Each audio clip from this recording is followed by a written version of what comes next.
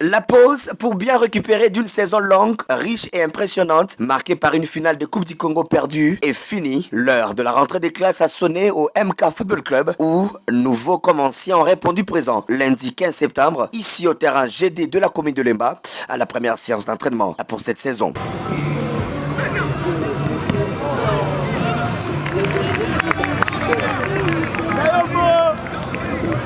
Une reprise faite dans une ambiance de convivialité et qui réjouit tout de suite le cœur du staff technique. Ils sont bien, je n'ai pas vu les joueurs qui ont pris beaucoup de poids, donc ils étaient vraiment disciplinés. Ils ont suivi le mot d'ordre qu'on leur a donné, de faire le minimum pour garder ne fût-ce que 65 à 70% de leur capacité physique.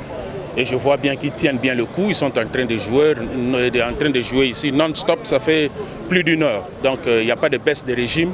Donc sur le plan physique, on est bon. Nous avons les postes qu'on doit renforcer. On a des joueurs qu'on a ciblés. On les a appelés. Ils sont là. Et parmi eux aussi, il y en a qui sont venus tenter leur chance.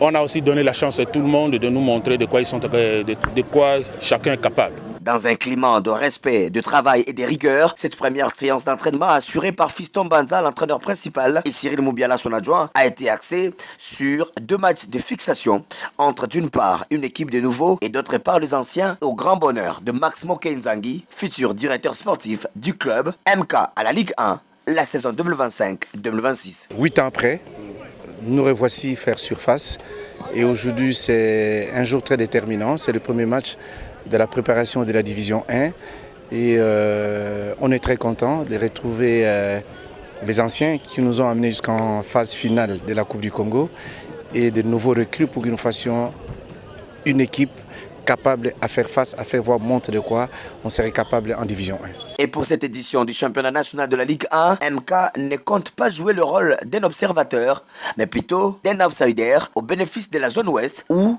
Kinshasa connaîtra plus d'une dizaine de duels. De toute façon, je suis en train de dire que ça serait le Pefkin bis, parce que le Pefkin est là, mais cette fois-ci, on aura plus ou moins, j'ai dit plus ou moins, sur les 14 clubs ou les 13, on aura plus ou moins les 3 quarts, ça veut dire 10 clubs qui seront de Kinshasa.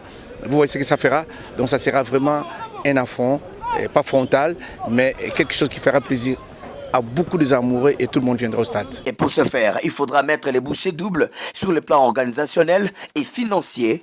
Et dans ces secteurs, MK Football Club est calé. Vous venez de dire beaucoup de moyens, oui, parce qu'aujourd'hui, je ne surprends pas les gens.